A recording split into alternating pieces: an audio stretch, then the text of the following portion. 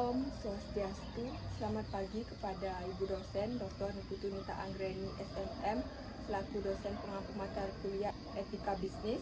Perkenalkan, nama saya Nilu Intan Daswita Putri, nomor absen 20, kelas manajemen pemasaran di pagi.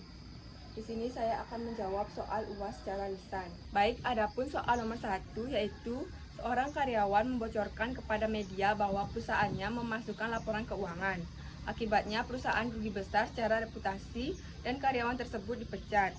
Nah, adapun soal nomor 1A yaitu apakah tindakan karyawan tersebut etis?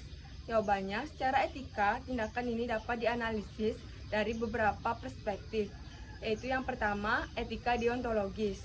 Dalam pandangan deontologis, tindakan moral didasarkan pada kewajiban, bukan sekedar hasilnya. Jika seorang karyawan mengetahui adanya pelanggaran hukum dan ia memilih diam, dia dianggap turut serta dalam kejadian tersebut. Dengan demikian, mengungkap kecurangan adalah tindakan moral karena didasari oleh kewajiban untuk bertindak benar demi kepentingan publik dan integritas. Selanjutnya, etika profesi. Integritas, kejujuran, transparansi, dan akuntabilitas merupakan prinsip umum dalam etika profesi, khususnya dalam manajemen keuangan. Membiarkan penipuan atau pemalsuan laporan keuangan berarti melanggar prinsip-prinsip tersebut dan dapat berpotensi merugikan masyarakat luas, investor, serta pemangku kepentingan lainnya. Namun, dari sisi aturan internal perusahaan, biasanya ada kode etik yang melarang karyawan membocorkan rahasia perusahaan, termasuk laporan keuangan, kepada pihak luar tanpa izin. Pelanggaran terhadap kode etik ini dapat berujung pada sanksi hingga pemutusan hubungan kerja. Tetapi jika pelanggaran yang diungkap adalah tidak pidana, tetap dapat dibenarkan bahkan jika melanggar aturan internal perusahaan. Nah, selanjutnya soal nomor 1B. Bagaimana perusahaan sebaiknya memperlakukan whistleblower dengan adil dan protektif, bukan represif. Adapun langkah-langkah yang ideal meliputi yang pertama, membangun saluran pelaporan internal yang aman dan anonim, seperti kontak pengaduan atau hotline etika. Yang kedua, melindungi identitas dan hak-hak whistleblower, termasuk dari pemecatan atau pembalasan. Yang ketiga, mengevaluasi isi laporan secara objektif, bukan fokus kepada siapa yang melapor. Dan yang terakhir, mengedukasi karyawan tentang hak dan prosedur sebagai bagian dari budaya perusahaan yang transparan. Nah, dengan demikian, tindakan karyawan yang membocorkan kecurangan keuangan adalah etis dari perspektif moral dan kepentingan publik, meskipun berpotensi melanggar aturan internal perusahaan. Nah, selanjutnya soal nomor 2. Sebuah pabrik tekstil membuang limbah cairan langsung ke sungai tanpa pengolahan karena alasan efisiensi biaya. Padahal hal itu merusak ekosistem dan kesehatan masyarakat. Nah, adapun soal nomor 2A yaitu analisis pelanggaran etika yang terjadi dalam kasus ini. Jawabannya, pembuangan limbah cair tekstil langsung ke sungai tanpa pengolahan merupakan pelanggaran etika serius. Dari perspektif etika deontologis, perusahaan memiliki kewajiban moral untuk melindungi lingkungan dan mematuhi regulasi lingkungan hidup. Tindakan ini melanggar prinsip tanggung jawab sosial dan etika bisnis karena merusak ekosistem sungai, membahayakan flora dan fauna air, serta mengganggu keseimbangan lingkungan, dan mengancam kesehatan masyarakat sekitar akibat paparan limbah beracun yang dapat menimbulkan berbagai penyakit. Selanjutnya, soal nomor 2B. Apa tanggung jawab moral perusahaan terhadap masyarakat dan lingkungan? Jawabannya, perusahaan memiliki tanggung jawab moral untuk melindungi dan memelihara lingkungan hidup, termasuk mencegah pencemaran air, tanah, dan udara, menjamin kesehatan dan keselamatan masyarakat sekitar dengan memastikan limbah diolah sebelum dibuang, mendukung pembangunan berkelanjutan dengan mengadopsi praktik bisnis ramah lingkungan seperti pengelolaan limbah yang benar dan efisien, serta berperan aktif dalam menjaga keberlanjutan sumber daya alam. Selanjutnya soal nomor 2C. Rekomendasikan solusi kebijakan internal yang beretika dan berkelanjutan. Jawabannya, agar perusahaan dapat menjalankan operasional secara etis dan berkelanjutan, berikut rekomendasi kebijakan internal. Yang pertama, menerapkan sistem pengelolaan limbah terintegritas. Gunakan teknologi pengolahan limbah terkini seperti pengelolaan biologis atau kimia untuk memastikan limbah yang dibuang telah memenuhi standar baku mutu lingkungan. Yang kedua, monitoring dan audit berkala. Lakukan uji dan monitoring limbah secara rutin dengan melibatkan pihak eksternal untuk memastikan kepatuhan terhadap regulasi dan mengidentifikasi potensi risiko. Yang ketiga, menerapkan kode etik lingkungan. Susun dan terapkan kode etik yang mewajibkan seluruh karyawan dan manajemen untuk menjaga lingkungan serta melaporkan pelanggaran terkait limbah. Dan yang terakhir, edukasi dan pelatihan. Berikan latihan rutin kepada karyawan tentang pentingnya pengelolaan limbah, dampak pencemaran, dan praktik terbaik pengolahan lingkungan. Nah, kebijakan internal yang beretika dan berkelanjutan tidak hanya mencegah kerusakan lingkungan, tetapi juga meningkatkan reputasi perusahaan dan mendukung keberlanjutan bisnis jangka panjang. Nah, selanjutnya soal nomor 3. Sebuah perusahaan skincare mempromosikan produknya dengan klaim membuat 10 tahun lebih mudah hanya dalam 7 hari tanpa uji klinis yang valid. Adapun soal nomor 3A yaitu apakah praktik tersebut etis? Jawabannya, praktik promosi produk skincare dengan klaim membuat kulit 10 tahun lebih mudah hanya dalam 7 hari tanpa uji klinis yang valid adalah tidak etis.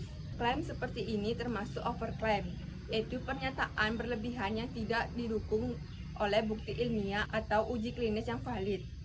Menurut regulasi dan pedoman etika, setiap klaim manfaat produk kosmetik harus didukung oleh penelitian atau uji klinis yang valid agar tidak menyesatkan konsumen. Promosi tanpa dasar ilmiah yang jelas berpotensi menipu masyarakat, melanggar prinsip kejujuran, transparansi, dan tanggung jawab dalam bisnis. Selanjutnya, soal nomor 3B. Bagaimana hubungan antara etika dan tanggung jawab sosial perusahaan dalam hal ini? Jawabannya, etika dan tanggung jawab sosial perusahaan saling berkaitan erat dalam industri skincare. Perusahaan yang beretika wajib memberikan informasi yang benar, transparan, dan tidak menyesatkan kepada konsumen. Tanggung jawab sosial menuntut perusahaan memastikan produk aman, manfaatnya realistis, dan tidak membahayakan kesehatan masyarakat. Dengan mematuhi etika bisnis, perusahaan menjaga kepercayaan publik, melindungi konsumen dari risiko kesehatan, serta membangun reputasi yang baik di masyarakat. Selanjutnya, soal nomor 3C. Apa dampak jangka panjang terhadap kepercayaan konsumen? Jawabannya, dampak jangka panjang dari praktik overclaim adalah penurunan kepercayaan konsumen terhadap brand maupun industri skincare secara keseluruhan. Konsumen yang merasa tertipu atau tidak mendapatkan hasil sesuai klaim akan kecewa dan cenderung tidak membeli lagi produk dari perusahaan tersebut. Selain itu, reputasi perusahaan dapat rusak. Selanjutnya, soal nomor 4. Seorang manajer pengadaan di sebuah perusahaan besar memilih vendor milik kerabat dekatnya tanpa melakukan proses tender yang transparan. Ia berdalih bahwa vendor tersebut menawarkan harga terbaik. Nah, adapun soal nomor 4A yaitu analisislah apakah tindakan tersebut etis. Jawabannya, tindakan manajer pengadaan yang memilih vendor milik kerabat dekat tanpa melalui proses tender yang transparan merupakan pelanggaran etika yang serius. Hal ini termasuk konflik kepentingan, yaitu situasi di mana kepentingan pribadi atau hubungan keluarga memengaruhi pengambilan keputusan profesional. Meskipun manajer berdalih harga yang ditawarkan terbaik, proses pengadaan harus dilakukan secara transparan, adil, dan objektif, agar semua vendor memiliki kesempatan yang sama dan keputusan tidak biasa.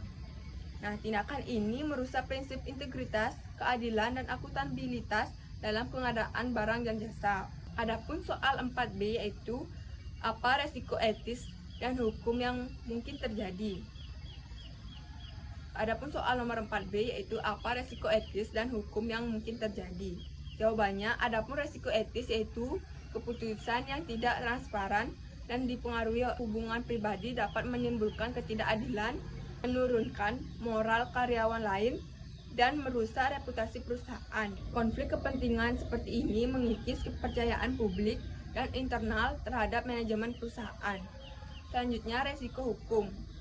Jika terbukti ada unsur korupsi, gratifikasi atau penyalahgunaan wewenang. Tindakan ini dapat berujung pada sanksi hukum sesuai Undang-Undang Anti Korupsi di Indonesia yang mengatur larangan memperkaya diri atau pihak lain secara tidak sah dalam pengadaan barang dan jasa. Perusahaan juga bisa menghadapi tuntutan hukum dan denda, serta kerugian finansial akibat pengadaan yang tidak efisien. Selanjutnya soal nomor 4C. Bagaimana seharusnya perusahaan menyusun kebijakan untuk mencegah konflik kepentingan semacam ini? Adapun jawabannya yang pertama, menyusun kebijakan konflik kepentingan yang jelas. Definisikan konflik kepentingan secara eksplisit, termasuk hubungan keluarga, dan tetapkan prosedur pengungkapan serta pelaporan wajib bagi semua karyawan yang terlibat dalam pengadaan. Yang kedua, mewajibkan proses tender yang transparan dan kompetitif. Semua pengadaan harus melalui proses tender terbuka yang adil dengan kriteria seleksi yang objektif dan dokumentasi lengkap untuk memastikan keadilan dan akuntabilitas. Yang ketiga, deklarasi dan audit kepentingan.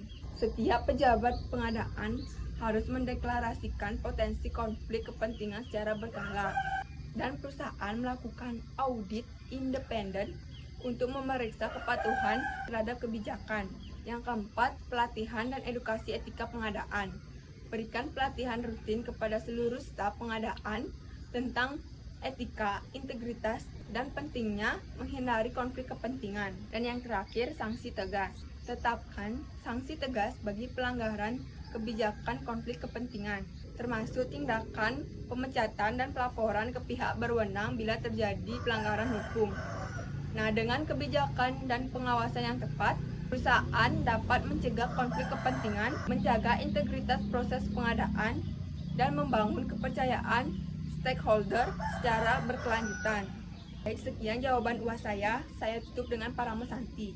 Om Santi Santi Santi Om.